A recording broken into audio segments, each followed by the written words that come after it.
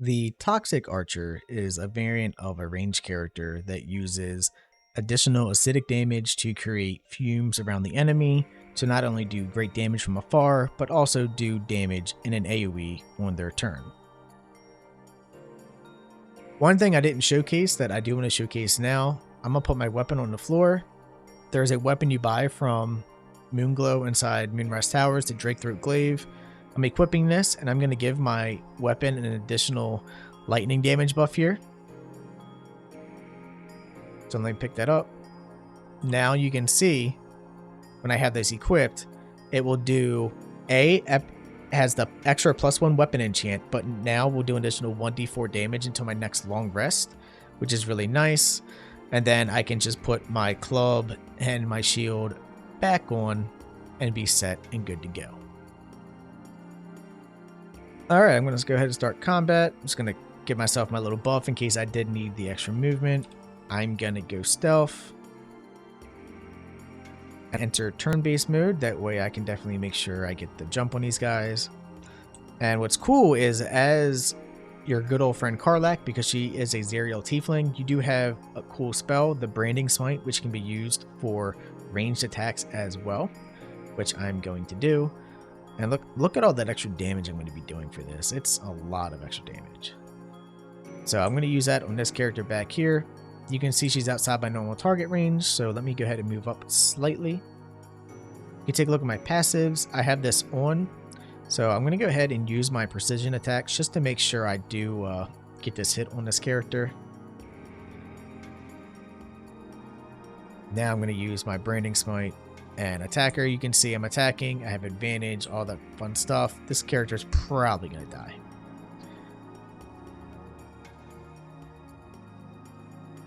So that was a non-crit, but look at that. Because I hit her with acidic damage, you have that Noxus Fume on the ground, which you can see is a condition, so they will take additional acidic damage, which is nice. They're pretty much dead. I mean, I hit them really hard. If I crit at all for that, they would have died, no issue. And you can see all the damage there. 26 piercing, 3 lightning, 2 acidic, plus a 7 radiant. Really, really nice. So now it's my turn, and because I do have the subclass of Gloomstalker, I get the extra attack here, which I am going to use. I'm going to go ahead and use this on that character there. And you can see also knocks it, like, you can see all the like toxic areas, like all the fumes you'll make on these characters. It's really, really strong. Downside is melee characters will have a hard time, so I would only recommend this for people that are straight up going to be with a lot of ranged characters. One thing I should have did is put Hunter's Mark on that character, so he would have took additional damage. No big deal, because I don't technically need it yet. So let's go ahead and just get him killed. And he does have the little thing that kept him alive, but he's going to die on his turn anyway. I'll attack you. So for my bonus action, I'm going to come back here, and I'm going to hide. And then come back here and end my turn. And you can see they just straight up died from the extra gas on their turn. So now I have some more things I can do. They're really far away. If I go to hit him from this far, it says it's out of my range. So I'm going to go slightly forward to see if it's still in my range. He is. I mean, I could put Hunter's Mark on. I might as well, just because. And I am going to kill him. He's dead. You got those two up there. I can't actually hit them. It says they're out of my range. So instead, I am just going to go ahead and end my turn. Let them come to me.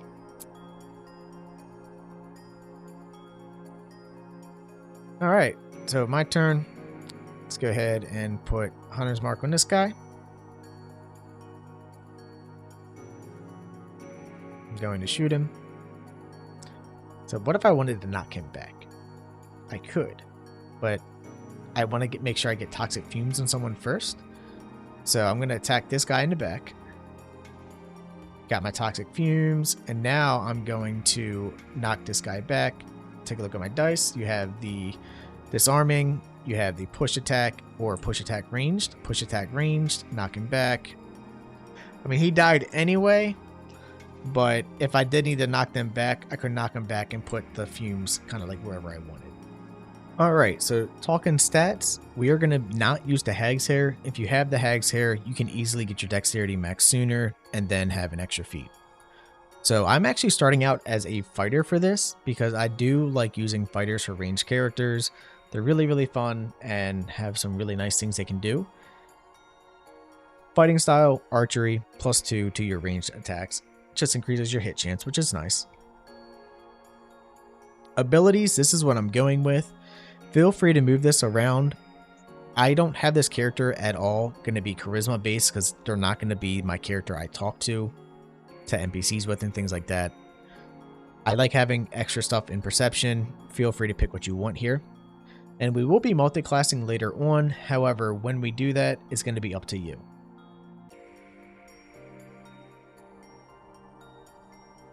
Okay, level 2 fighter, you get action surge. Everyone knows how great that is. Level 3 fighter, this is when you get to make some options. Do you want to go crit stacking? If so, champion is going to be the way to go. Champion, once you get some gear in Act 3, it just combines exceptionally well. That's not what I'm doing for this build. This build is more so control of the battlefield. So because of that, I'm going with Battle Master. There's going to be a bunch of different maneuvers you can choose here. I'm going to give you the ones I think are going to be useful. All of these are useful in their own right, so feel free to go with what you think is best for you and your party. Some things I really like though, precision attack is really nice. Just getting extra attack for your damage and things like that is going to be really good. Being able to use this to help negate the negative modifier from sharpshooter that you'll get eventually is really, really useful. So I would say this is the only one you must have. The other ones though, I really, really am a big fan of this arming attack. Being able to disarm someone from rage can completely make that NPC or enemy that you're fighting pretty much just a cakewalk. And I also like the ability to knock people back, so you do have push attack as well, but feel free to pick whatever you think is going to be useful for you and your friends.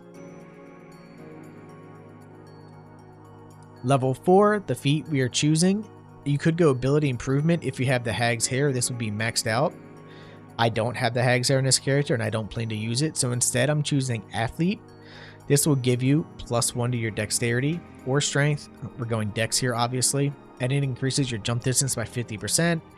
And if you did happen to be knocked prone, well, you use less movement to get up. This is useful because you have really low strength, so being able to jump really far with this is going to be nice to move about the battlefield. Level 5, you get extra attack. This is nice just because you get to attack twice now when you use the attack feature. Now, coming up, if you want to multi-class now instead of later, feel free to do that. I'm going to level 6 first before I start the multi-class. Reason for that is fighters at level 6 get an additional feat.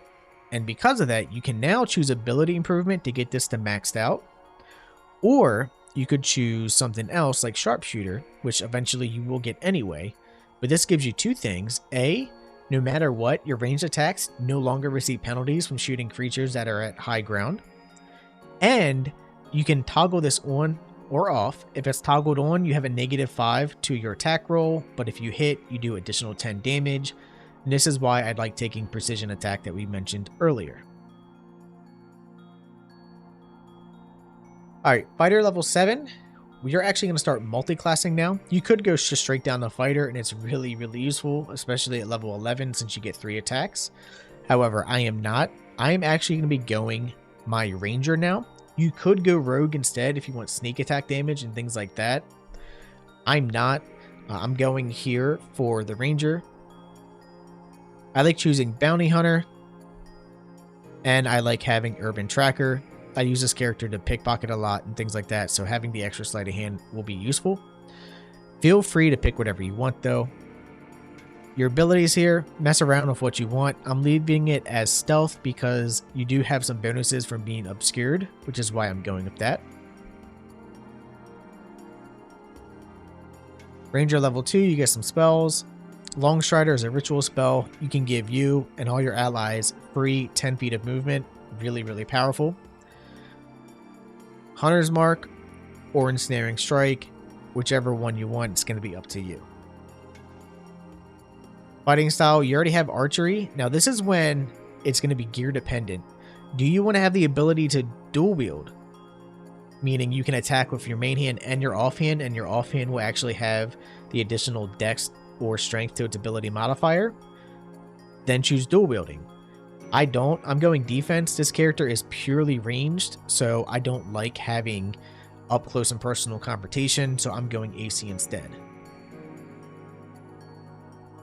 Alright, Ranger level 3, character level 9, you get to multi-class. So, first off, you are going Gloomstalker. Although Hunter's Prey is useful with Colossus Slayer once per turn, if the character already has less than max HP, you do additional damage.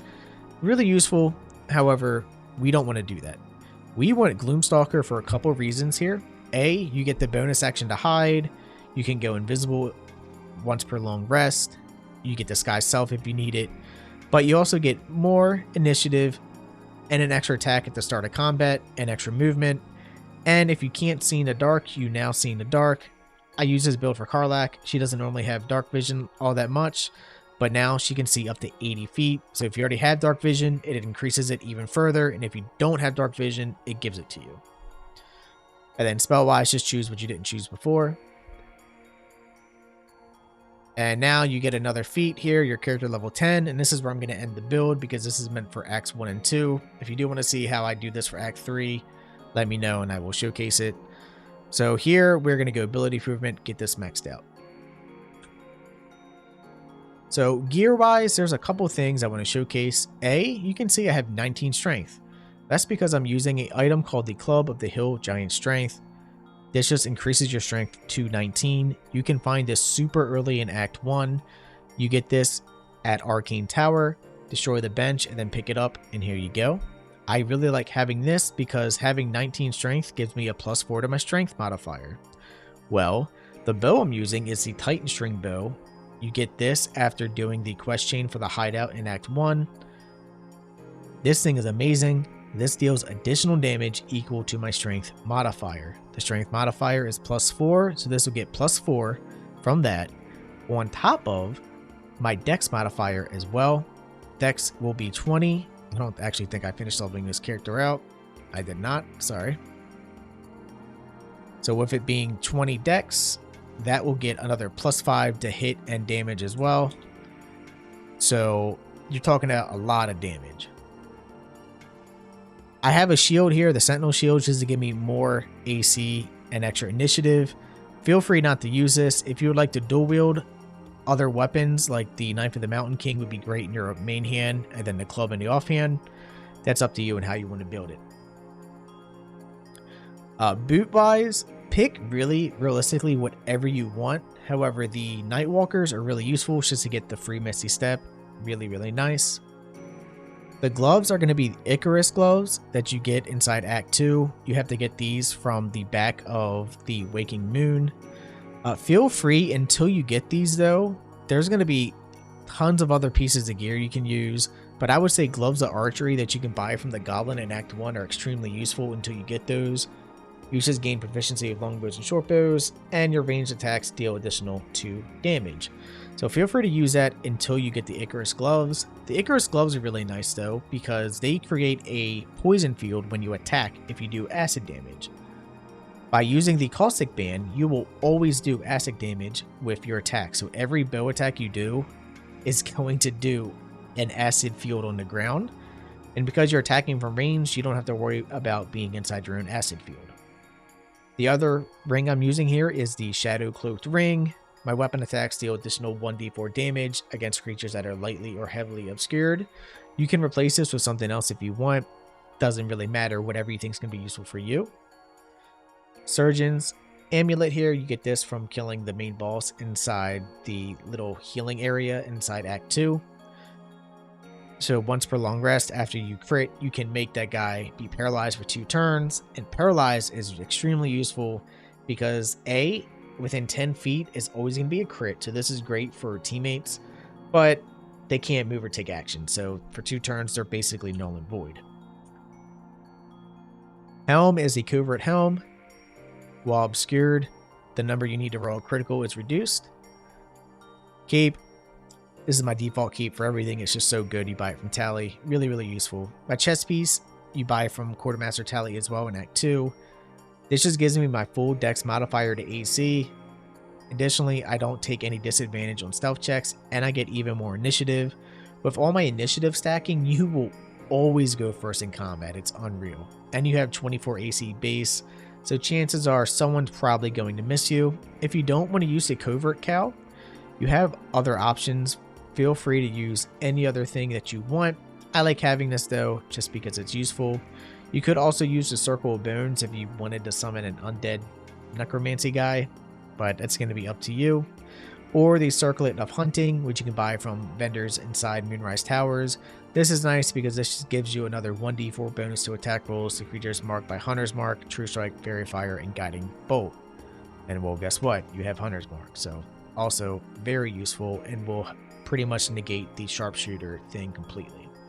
So it's going to be up to you on what you want to use and how you go about doing it. Act 2, you are almost always obscured in some point in way because there's always so much darkness, which is why I really like the Covert Cow. And if you would like to upgrade this to the one you get from Shar's Temple, feel free. It's just a better version. And then the chest piece from Shar's Temple is also pretty useful as well, but your AC will be slightly lower. But that's basically how the build works. You just shoot people, do really good damage, and get your fumes set up, which just does a bunch of damage in like an AoE to people. Anyway, this is just a quick video. I wanted to make one before finishing up the parts 2 item video, which I'm really excited for. So if you did like this content, please like and subscribe, and I will see you all in the next one. Bye bye.